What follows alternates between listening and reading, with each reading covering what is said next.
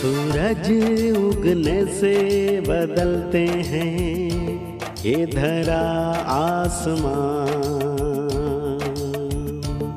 चलते रहने से हो जाती है हर मुश्किल आसान। चिंता को छोड़ कर आओ कर ले मन में शुभ चिंतन, हर पल को कर ले सफल सफल कह रही है ये पवन। संवार ले सुधार ले कर समस्या का समाधान, संवार ले सुधार ले कर समस्या का समाधान, कर समस्या का समाधान, कर समस्या का समाधान, कर समस्या का समाधान, कर समस्या का समाधान, कर समस्या का समाधान। नमस्कार, आदाब, सत श्री अकाल मित्रों, स्वागत है समाधान कार्यक्रम में एक बार पुनः आप सभी का। एक बार एक लुहार के बेटे ने अपने पिता से पूछा कि पिताजी मनुष्य की कीमत क्या है। पिता ने कहा कि बेटा मनुष्य तो बहुत बेशकीमती है, उसका कोई मूल्य नहीं है, मतलब वो बहुत कीमती है। बेटे ने कहा पिताजी फिर ऐसा क्यों है कि किसी को ज़्यादा सम्मान मिलता है और किसी को कम सम्मान मिलता है, कोई अमीर है कोई गरीब है, ऐसा क्यों है। पिताजी ने बच्चे से कहा कि तुम अंदर से एक रॉड ले आओ। वो अंदर से एक लोहे का रॉड लेके आ गया। पिताजी ने पूछा बताओ इसकी कीमत क्या होगी। बेटे ने कहा लगभग 100 रुपये होगी। पिताजी ने कहा कि यदि मैं इस लोहे के रॉड से छोटी छोटे कीले बना दूं तो इसकी कीमत क्या होगी। बेटे ने कहा कि इसकी कीमत तब लगभग 1000 रुपये होनी चाहिए। पिताजी ने फिर कहा कि यदि मैं इससे घड़ी की छोटी छोटी स्प्रिंग बना दूं तो इसकी कीमत क्या होगी। बेटा गणना करने लगा और उसकी आंखों में चमक आ गई। उसने कहा कि लगभग 10,000 से भी ज़्यादा कीमत हो सकता है इसकी। पिताजी ने कहा कि ठीक यही बात मनुष्य के साथ है। यदि मनुष्य अपनी कीमत को सही तरह से आंके, अपने वर्तमान स्टेटस को ना देखे, अपने वर्तमान में ना उलझा रहे और सुंदर भविष्य की ओर बढ़ता रहे तो उसकी कीमत बढ़ती चली जाती है। कितनी सुंदर बात है मित्रों। कई बार हम अपनी वर्तमान को देखकर अपना मूल्य बहुत कम आंकते हैं। हम ईश्वर की रचना है और ईश्वर कभी भी गार्बेज अर्थात कचरे पैदा नहीं करता। ईश्वर की रचना अमूल्य है, सर्वोत्तम है, लेकिन कई बार हम ही अपनी नकारात्मक वृत्तियों के कारण या अपनी कमी कमजोरियों के कारण अपने आप को बहुत कम आंकते हैं। वास्तव में हमें अपने आप में इम्प्रूवमेंट लाते रहना चाहिए और निरंतर आगे की ओर बढ़ते रहना चाहिए। अपनी सही कीमत खुद आंकनी चाहिए, तभी संसार भी हमारी सही कीमत आंकेगा। यदि हम ही अपने आप को मूल्य नहीं देंगे तो संसार हमें मूल्य कैसे देगा।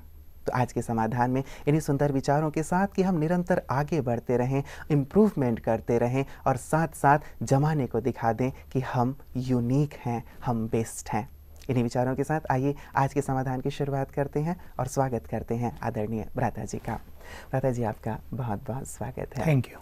भ्राता जी, जैसे कहा गया है हमेशा कि ईश्वर ने हर एक को बहुत सारी खूबियों से नवाजा है, लेकिन कई बार व्यक्ति अपनी उन खूबियों को, अपनी उन विशेषताओं को नहीं पहचान पाता, अपनी कमियों को देखता है या गरीबी के वातावरण में है तो उस परिवेश में अपने आप को देखता है और सोचता है कि शायद मेरे जीवन का कोई मूल्य नहीं है। इसी ज्ञान की मनुष्य को आजकल बहुत आवश्यकता है कि वो ये पहचान ले कि जब हम इस धरा पर आए थे तो हम संपूर्ण थे। भगवान की रचना संपूर्ण ही होती है।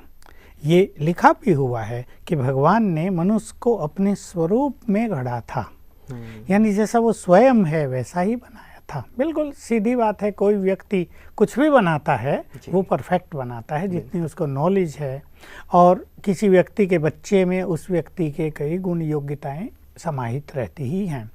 भगवान ने संसार रचा, हम सभी को बनाया, हमें देवत्व डाला था। तो अगर हम अपने उस स्वरूप को याद करें, देव स्वरूप जो हमारा आदि स्वरूप था बिल्कुल प्रारंभ का, तो ये वर्तमान में जो हम अपनी कमियों को देखते हैं किसी के अंदर बहुत विकार भर गए हैं, किसी के अंदर जीवन में निराशा आ गई है, बहुत असफलता देखी है, अपमान देखा है, तो मनुष्य सोचने लगा जी कर भी क्या करूँगा। तो मनुष्य को मरने की इच्छा होती है। परंतु यदि स्पिरिचुअल नॉलेज उसके पास आ जाए, वो एक आत्मा है और वो भगवान की संतान है, तो सचमुच उसे अपनी वैल्यू का पता चल जाएगा। मैं एक सुंदर सा अनुभव सुनाना चाहता हूँ। कल ही मैं पांडव भवन में क्लास कराने गया, एक व्यक्ति मेरे से मिलने आया, हो गया होगा 45 साल का। कहा मैं आपको धन्यवाद देना चाहता हूँ। मैंने कहा क्यों भाई, क्लास का? मैंने कहा तो हम रोज ही कराते रहते हैं, इसमें धन्यवाद की क्या बात। कि नहीं, मेरा सारा परिवार एक्सीडेंट में मर गया था और मैंने भी 3 बार सुसाइड करने का प्रयास किया, लेकिन मैं नहीं कर पाया क्योंकि मैं बहुत बेचैन था। सब तो मर गए, मैं भी जी कर क्या करूँगा। लेकिन बाबा को मुझे अपने पास लाना था, तो बाबा के पास में आया, लेकिन मेरा चित्त शांत नहीं हुआ। उसके बाद भी मैंने सुसाइड करने का अटेम्प्ट किया। तो बहनों ने मेरी ये दशा देख कर कहा आपकी एक सीडी दे दी मुझे और मैं वो सुन के जी गया हूँ। अब मैं यहाँ आया हूँ पहली बार बाबा के पास। तो मैंने उसे समझाया तुम्हें मरना नहीं है, तुम्हें अनेक लोग जिनको मरने की इच्छा हो रही है उसे जीवन दान देना है, अब जियो, आनंद पूर्वक जियो। तो देखिए ये ऐसी चीज़ है, मनुष्य के विचार बदल जाएं, उसको अपनी जीवन की कीमत का पता चलता है। नहीं तो सोच रहा था मैं तो मूल्यहीन हो गया, क्या करूँगा जी कर, मर जाऊँ बस वही अच्छा है। तो सचमुच अपने जीवन की सुंदरता को हर मनुष्य को आंकना चाहिए और इसे सुंदर बनाने का, जैसे आपने कहा, निरंतर आगे बढ़ने का प्रयास करना चाहिए। और मनुष्य को ये अच्छी तरह समझ लेना चाहिए, निरंतर आगे बढ़ने का एक ही तरीका है, अपने मन को स्वच्छ करो। बुद्धि में जो गंदगी भर ली है उसको हटा दो, जो निराशा के काले बादल बुद्धि में समा लिए हैं उसको छिन्न भिन्न कर डालो। अपने मन में एक नया उमंग उत्साह भरो, मन को सुंदर विचारों से ओतप्रोत करो, और ये स्पिरिचुअलिटी से ही होगा। क्योंकि आज संसार में किसी को ये चीज़ें सिखाने वाला कोई है नहीं, किसी को पता ही नहीं कि बुद्धि क्यों किसी की अच्छी नहीं चल रही, क्यों किसी को सफलता नहीं मिल रही। लोग सोचते हैं भाग्य खराब है बेचारे का, इतना ही कह के छोड़ देते हैं। छोड़ देने से तो काम नहीं चलेगा, भाग्य का तो निर्माण करना होगा ना। भाग्य का निर्माता तो मनुष्य स्वयं है। तो निरंतर आगे बढ़ने के लिए मनुष्य को चाहिए वो अपनी बुद्धि को साफ करे और अपने मन में सुंदर विचारों का सृजन करे और परमात्मा से योग लगाए, राजयोग करे, कनेक्शन जोड़े, उसकी शक्तियाँ, उसकी शांति, उसकी प्योरिटी, उसका प्रेम आत्मा पर आएगा और जीवन में एक नई उमंग उत्साह आएगी, स्फूर्ति आएगी, एक नई दिशा मिलेगी जीवन को। मनुष्य के पास सब कुछ है, लेकिन इन काले बादलों ने उसके मन को इतना मलिन किया होता है, उसकी बुद्धि को ढक लिया होता है कि उसको सुंदर विचार आते नहीं हैं। तो ये इसलिए स्पिरिचुअल नॉलेज मनुष्य के लिए इस समय तो खास परम आवश्यक है, निरंतर आगे बढ़ने के लिए, अपनी कीमत को पहचानने के लिए और बहुत अच्छे अच्छे कार्य करने के लिए। बिल्कुल भ्राता जी, वो जो सीडी सुन करके उन्होंने अपना विचार बदला, हम चाहेंगे कि वो सीडी हमें भी अर्पित की जाए ताकि यदि कुछ ऐसे लोग हैं जिनके मन में निराशा आ गई है तो हम जरूर उन तक पहुंचाएं। बहुत सारी ऐसी क्लासेज हैं। क्या होता है कि मनुष्य को वही, जैसे मैंने कहा कि कोई अच्छी चीज सिखाने वाला नहीं होता है। तो सीडी से उसने क्या सुना और कौन सी बात उसको लग गई, कौन सी बात उसके लिए प्रेरणा बन गई, कौन सी बात ने उसके जीवन की सोई हुई चेतना को जगा दिया, ये तो उसको भी शायद याद नहीं होगा। लेकिन यही होता है, जब मनुष्य अच्छी बातें सुनता है तो उसके अंदर में ही जो बहुत अच्छाइयाँ छुपी हुई है, जगत तो भरा हुआ, वो जागृत होता है और वो जग जाता है और वो आशा की एक किरण भी मिलती है कि नहीं, वास्तव में कुछ और किया जा सकता है। भ्राता जी, आपने एक खुशी की बात सुनाई है तो मैं भी एक खुशी की बात सुना देना चाहूँगा। आज सुबह सुबह ही फ़ोन कॉल आया कि प्रोग्राम देख करके हमारे जो एक बेंगलोर के बंधु हैं, उन्होंने अभ्यास किया, उनको हार्ट में बहुत ज़्यादा तकलीफ थी, दर्द रहा करता था और उन्होंने पूछा था प्रश्न कि कैसे मेरे ये हृदय का दर्द दूर हो सकता है। आपने बहुत सुंदर उनको उपाय बताए थे, उपचार बताए थे कि आप ऐसे ऐसे अभ्यास करें। तो आज सुबह उन्होंने कॉल करके कहा कि मेरा जो दर्द है पूरी तरह से दूर हो गया है। तो ये भी एक बहुत बड़ी खुशी की बात है। उसको कॉन्ग्रेचुलेशंस और उसको और अच्छे पुण्य कर देने चाहिए। ये जान कर के शिव बाबा ने, भगवान ने उसे नया दिल दिया है, जी। अब ये किसी का दिल नहीं दुखाएंगे, हाँ। सबको दिल देंगे, प्यार देंगे। बिल्कुल, और दिल में भी उस परमेश्वर को बिठा करके रखेंगे। बिल्कुल, बिल्कुल। भ्राता जी, ये हमारे पास जो फ़ोन कॉल आए थे उनमें से एक मैं ले रहा हूँ। ये आगरा से हमारे पास उषा जी ने किया था और ये कहती हैं कि एक पुरानी फैक्ट्री की जगह लेकर हमने 3 मंजिला मकान बनवाया है, लेकिन जब से वहाँ गए हैं तब से प्रॉब्लम ही प्रॉब्लम शुरू हो गई है। मुझे शारीरिक तकलीफ़ बनी रहती है और तीनों बेटों के बिजनेस में बरकत नहीं हो रही है। कृपया मार्गदर्शन दें कि हम क्या करें, स्थान परिवर्तित करें या वहाँ ही रहते हुए कुछ किया जा सकता है? देखिए, मकान पुराना था और जब कोई भी जगह बहुत पुरानी होती है, जी। लंबा समय पड़ी रहती है, तो उसमें बैड एनर्जी प्रवेश कर लेती है, भटकती आत्माएं आके वास कर लेती हैं। मनुष्य को ये पता नहीं चलता, और इन्होंने तो मकान बना दिया और अच्छी भावना से बनाया, लेकिन या तो बैड इफेक्ट किसी आत्माओं का वहाँ पर है, बैड एनर्जी वहाँ पर है, या वास्तु दोष इनके मकान में है कुछ, तो किसी फेंग सुई वाले को बुलाकर या वास्तुकला शास्त्री को बुलाकर इन्हें उसे चेक भी करा लेना चाहिए। और अगर कोई बैड इफेक्ट वहाँ है, कुछ भटकती आत्माओं ने वहाँ डेरा जमाया हुआ है, तो उन्हें कहीं जगह की ज़रूरत होती है, क्योंकि उनके अंदर संस्कार होता है ना, वो कभी जीवित मनुष्य थे, तो अपना घर हो, उसमें हम रहें आराम से। तो जब वो बॉडी लेस हो जाते हैं, जब भटकने लगते हैं, वही इच्छाएं उनके अंदर फिर रहती हैं, तो वो या तो किसी के तन में आ जाते हैं या कोई खाली पड़ा मकान चुन लेते हैं। तो इनको किसी को दिखा देना चाहिए वो चीज़ भी। और अगर ये राजयोग बहुत अच्छा करते हैं तो वहाँ राजयोग का बहुत अच्छा अभ्यास करें, बाबा का 5 बार वहाँ आह्वान करें, रोज बाबा को भोग लगवाएं। और एक बहुत अच्छी चीज़ है कि इन आत्माओं की मुक्ति के लिए यदि ये योग अभ्यास कर लें तो इनका भी कल्याण और उन आत्माओं का भी कल्याण, चाहे वो कितनी भी हैं। देखिए, इस योग की विधि ये है कि 21 दिन तक 1 घंटा रोज बहुत अच्छा योग करना है। कोई भी टाइम दिन में शाम को ये चुन लें और 2 स्वमान के अभ्यास के साथ ये योग शुरू करेंगे। मैं मास्टर सर्वशक्तिवान हूँ, मास्टर मुक्ति दाता हूँ। ये 2 स्वमान 5 बार याद करें, फिर 1 घंटा योग करें, तो क्या होगा कि ये जो योग की शक्ति है उन आत्माओं के उन विकर्मों को नष्ट कर देगी जिनके कारण उन्हें देह नहीं मिल रहा है। अति विकर्म हो जाते हैं ना, तो मानव देह उन्हें मिलता नहीं है। कई बार भ्राता जी वो ऐसे में नाराज तो नहीं हो जाते कि इन आत्माओं के लिए यदि हम कुछ इस प्रकार की प्रक्रिया वो कर रहे प्रसन्न हैं? होंगी, क्योंकि वो अपने इस भटकते हुए काल से अति दुखी हो जाती हैं, बहुत दुखी हो जाती हैं। मेरे पास ऐसे ऐसे बातें आती हैं प्रैक्टिकल में, मैं सुना भी नहीं सकता, पर वंडरफुल बातें कि जिसे पता चलता है ये आत्माएं पाप कर कर के पाप से थक जाती हैं, चाहती हैं उन्हें शांति मिल जाए, उन्हें कोई मुक्त कर दे इस योनि से, पुनर्जन्म उनका हो जाए। तो ये जो योग करेंगी और जो 2 स्वमान ले लिए मास्टर मुक्तिदाता का, तो ये योग की शक्ति इनके उन विकर्मों को नष्ट कर देगी और इनको पुनर्जन्म मिल जाएगा।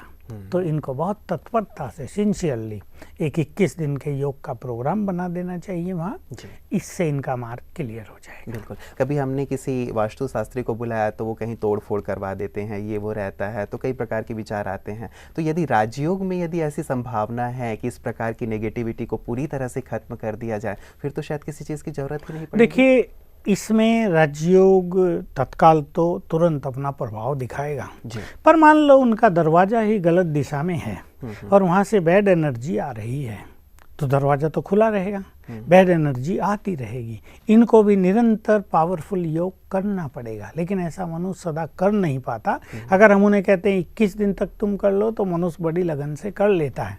अगर हम उन्हें कहें कि जीवन भर करना, तो वो ऐसा संभव हर एक के लिए नहीं होता। इसलिए वास्तुशास्त्री को दिखाने से आजकल तोड़ फोड़ के बिना कुछ चीज़ें सेट करके लोग वास्तु दोष को समाप्त कर देते हैं, जिसमें कुछ भी तोड़ना नहीं होता। हाँ, कोई इंपॉर्टेंट चीज़ है, भाई किचन गलत जगह बना हुआ या एक बाथरूम गलत जगह है, देखिए 2 छोटी चीज़ें होती हैं, इनको तो मनुष्य को बदल ही लेना चाहिए, नहीं तो बीमारियां बढ़ती रहेंगी। बाथरूम कई लोग गेट पर ही बना देते हैं, प्रवेश कर रहे तो बाथरूम के दर्शन होंगे, तो वो गंदा है। जी। क्योंकि इसमें रहस्य यही है, एक सिंपल बात सभी को जान लेनी चाहिए, किसी भी चीज को देखते ही अगर हमें बहुत खुशी हो, आनंद आए, मान लो हम जा रहे हैं और गेट पर बहुत अच्छे अच्छे फूल उगाए हुए हैं तो मन प्रसन्न होगा ना, तो गुड एनर्जी वहाँ प्रवेश करती है। और जाते ही देखा कि किचरे का डब्बा रखा गेट पे ही, तो मनुष्य कैसे करेगा, निगेटिव एनर्जी बहेगी। इसलिए बस इस सिद्धांत को ख्याल में रखते हुए, किसी का बाथरूम ही गेट पर हो तो जाते ही मनुष्य की दृष्टि उस पर पड़ेगी तो वो एक बैड चीज होगी, मनुष्य को बैड फीलिंग होगी।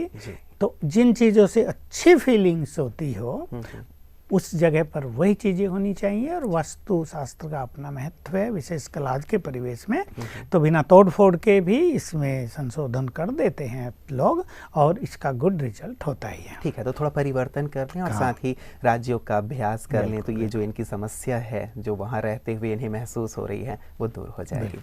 प्रथा जी, हमारे पास एक मेल आया है, ये मेल जयपुर से है और बहुत ही विस्तार में है ये मेल, सार में मैं इसे आपके सामने रखना चाहूँगा।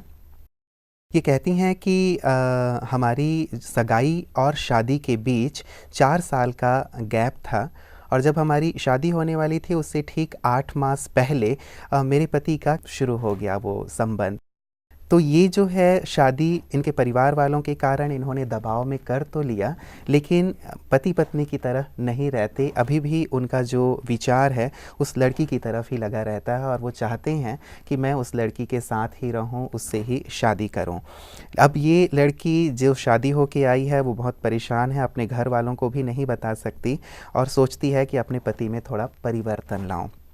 लेकिन पति किसी भी प्रकार से परिवर्तित होने के मूड में नहीं है। कई बार वो महसूस भी करते हैं कि मैं गलत कर रहा हूँ, लेकिन फिर से उनकी वही स्थिति हो जाती है। अच्छा, जिस लड़की से उनका प्यार है वो लड़की भी समझ गई है कि उसने मुझसे बहुत झूठ बोला है और अब वो उसकी भी शादी कहीं होने वाली है, लेकिन ये उसकी शादी नहीं होने दे रहे हैं, उसे डराते धमकाते हैं और बहुत प्रकार की बातें करते हैं। तो ये एक विकट स्थिति मेरे सामने आ गई है कि पति को मैं छोड़ भी नहीं सकती हूँ, पति जैसे भी नहीं है, वो लड़की भी उससे परेशान है, घर वाले भी इससे परेशान हैं। इस व्यक्ति की बहुत बड़ी गलती है क्योंकि जिससे प्यार कर रहा है वो सफल नहीं होगा, इनका बिल्कुल सफल नहीं होगा। क्योंकि जिस काम के करने से पहले ही निगेटिविटी प्रारंभ हो जाए, जिस काम के करने से पहले ही मनमुटाव चालू हो जाए, समझ ले वो रिश्ता 1-2 साल में ही ब्रेक होने वाला है। ये सभी युवकों को समझ लेना चाहिए और ये तब डिप्रेशन में आएगा व्यक्ति। तो ये लड़की बिल्कुल ठीक कह रही है, लेकिन इसको समझदारी पूर्वक अपने माँ बाप को ये बात अवश्य बतानी चाहिए। मैं ये इनको राय दूंगा, नहीं तो वो कहेंगे तुमने इतनी बड़ी बात हमसे क्यों छुपाई। दूसरी बात है, अगर ये योग करती हैं तो अपने पति को योगदान करें। थोड़ा सवेरे उठकर 5 बजे उनके मन के विचारों को बदलने के लिए उन्हें 10-15 मिनट योगदान दें, जो विधि हमारे आश्रमों पे सिखाई जाती है। और माइंड टू माइंड उनसे बात करें, कुछ अच्छी बात करें। तुम बहुत अच्छी आत्मा हो, जिससे तुम प्यार करते हो उसका तुमसे सच्चा प्यार नहीं है, तुम उसके जीवन में विघन डाल रहे हो। उसके माँ बाप भी ऐसा नहीं चाहते, तुम्हारा भी पारिवारिक जीवन बिल्कुल नष्ट हो जाएगा, तुम्हें अच्छा नहीं रहेगा। तुम बहुत अच्छे हो, बहुत समझदार हो, अब तुम अपने गृहस्थ जीवन का आनंद लो। अच्छे अच्छे विचार दें रोज सेम टाइम, तो उसके विचार बदलेंगे, क्योंकि बात उसके विचारों को बदलने की है। ये प्यार आजकल बहुत ब्लाइंड मनुष्य को कर रहा है और भारत में ये बहुत ज़्यादा फैलता जा रहा है। इसमें कोई कुछ नहीं कर सकेगा, न कानून, न माँ बाप, न वो व्यक्ति खुद, जैसे ये बता भी नहीं है कि हाँ। ये जैसे बिल्कुल वश में है और कई बार महसूस भी करते हैं कि नहीं मैं गलत कर रहा हूँ, मेरी शादी हो गई है, तुम मेरी पत्नी हो, लेकिन फिर भी अपनी विचारों से उसे नहीं निकाल पा रहा है और अपने आप को असहाय पाता है। इसमें दूसरे की मदद ही इसको मदद कर सकती है। तो इनको ये सब प्रयोग करने चाहिए और थोड़ा शांति से इस समस्या को टैकल करना चाहिए, तो ठीक हो जाएगा। बिल्कुल। प्रथा जी, ऐसे में जबकि व्यक्ति पूरी तरह से असहाय अपने आप को महसूस कर रहा है इस कंडीशन में, क्या उसके लिए भी एक तो योग का अभ्यास इनकी पत्नी करें ही, उस व्यक्ति को भी क्या अपनी तरफ से कुछ ऐसे राजयोग के अभ्यास करने से कुछ मदद मिल सकती है कि इस स्थिति से अपने आप को बाहर निकाल सके? बिल्कुल, ऐसे लाखों केस होंगे संसार में, बिल्कुल ऐसे ही। 20-20 साल शादी का मैरिड लाइफ बिता के भी किसी और से शादी करते हैं लोग, अपना घर बर्बाद करते हैं, वो फिर बर्बाद होते हैं। उधर का बर्बाद किया, इधर का भी किया, और फिर खुद भी बर्बाद होते हैं, क्योंकि वो चलता नहीं है। लव इज ब्लाइंड, वो ब्लाइंडली कुछ भी कर लेते हैं और वो सफल होते ही नहीं, क्योंकि लव में बहुत एक्सपेक्टेशंस मनुष्य को होती हैं, और जब तक लव है तब तक ठीक है। जब एक्सपेक्टेशन सामने आ जाती हैं तो फिर मनुष्य को पता चलता है कि इस प्यार में तो स्वार्थ बहुत भरा हुआ है। तो अगर हमारा संपूर्ण समाधान ग्रुप, जो हमने 10-10 मिनट योग की बात कही है, बस संकल्प कर ले कि ऐसे जो लोग हैं जो वासनाओं के वश हैं, उनके विचार सुंदर हो, उनके अंदर प्योरिटी इमर्ज हो, इस संकल्प को रख के अगर योगदान करेंगे तो ऐसी बहुत आत्माओं को बल मिल जाएगा। बिल्कुल। प्रथा जी, इन्होंने एक बात और कही है कि जब मैं अपने पति की ऐसी स्थिति देखती हूँ, बार बार समझाने के बाद भी वो नहीं मानते हैं, फिर से उसी दिशा में जाते हैं, तो कई बार मेरे मन में भी बहुत नेगेटिविटी आती है कि मैं इन्हें छोड़ के चली जाऊँ या मैं कुछ और कर लूँ, तो मेरे मन में भी एक नकारात्मक भाव पैदा हो जाते हैं। ऐसे में इन्हें देखिए, इन्हें अब शिव बाबा से प्यार तो करना ही चाहिए, शिव बाबा की तरफ पूरी तरह चलना चाहिए। हो सकता है इनके लिए ये बहुत कल्याणकारी हो जाए, इन्हें प्रभु प्राप्ति हो जाए इस जीवन में। तो लेकिन जैसा मैंने कहा, इन्हें ये बात अपने माँ बाप को अवश्य बतानी चाहिए जी। और राजयोग का अभ्यास बहुत अच्छी तरह करना चाहिए। बिल्कुल। चलिए, हम उम्मीद करते हैं भ्राता जी, जयपुर से इन्होंने नाम तो खैर मैंने नहीं बताया है, लेकिन जिनकी भी ये समस्या है अवश्य समाधान हो जाए। समाधान परिवार की बहुत सारी शुभकामनाएं इनके साथ है, क्योंकि ऐसी कंडीशन है इनकी कि क्या करें, जिसको खाते भी नहीं बन रहा है और उगलते भी नहीं बन रहा है कहते हैं, लेकिन इनकी समस्या दूर हो जाए, ऐसी हमारी कामना रहेगी। भ्राता जी, ये हमारे पास अगला आया है हैदराबाद से मेल।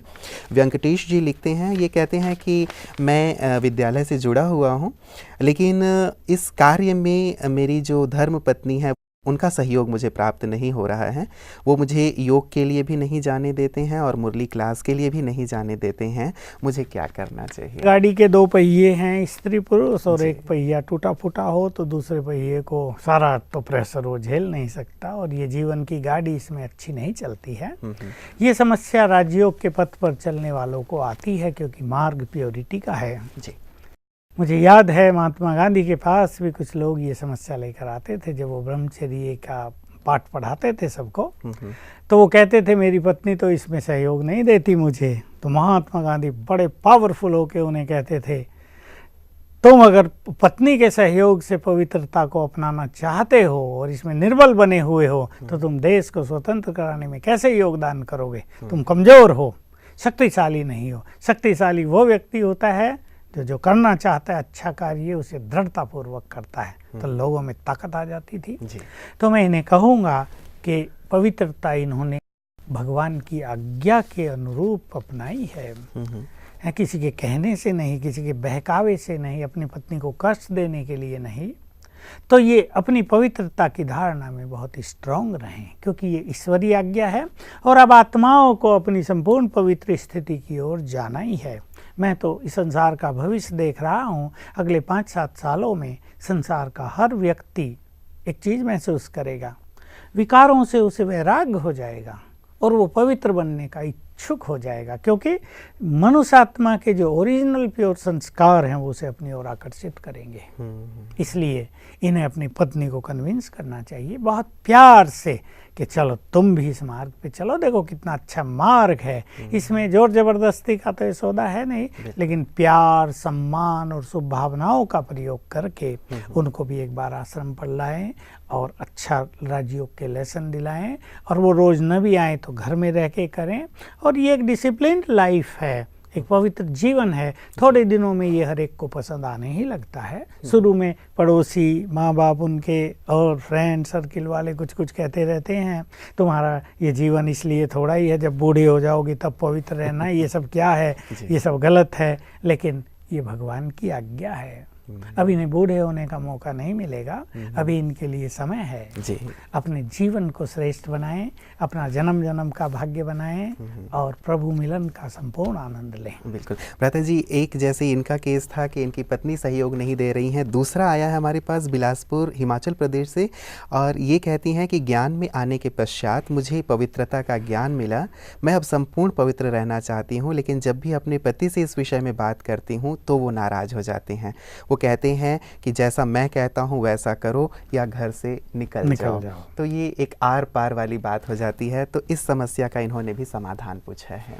हाँ, देखिए, न तो इसमें घर से निकलने की बात है, लेकिन इन्हें अपने जीवन को पवित्र भी बनाना है, क्योंकि पवित्रता के द्वारा ही ये प्रभु मिलन का सुखद अनुभव कर पाएगी। तो जैसे मैंने कहा कि पति पत्नी के बीच में अगर इस तरह का आपसी अंडरस्टैंडिंग नहीं है तो प्योरिटी के मार्ग में ये बड़ी बाधा आती है। हमारे ईश्वरीय विश्वविद्यालय में ये केस आते ही रहते हैं, इसलिए माताओं को भी काफ़ी कष्ट होता है और लंबे काल के बाद वो पवित्रता को अपना पाती हैं। लेकिन ये उनको कन्विंस करना जारी रखे, लेकिन अपने विचारों को शुद्ध करती चले, अपने अंदर स्वमान का और योग का बल भरती चले, ताकि इसके बोल में बहुत शक्ति आ जाए और जब ये अपने पति को कहे तो वो कन्विंस हो, वो इसे सहयोग दे, क्योंकि जो योगी होता है उसे सभी का सहयोग मिलता है। जो अशरीरीपन में स्थित हो जाते हैं उन्हें सभी का सहयोग मिलता है। जो स्वमान में स्थित हो जाते हैं उन्हें सबका सम्मान मिलने लगता है।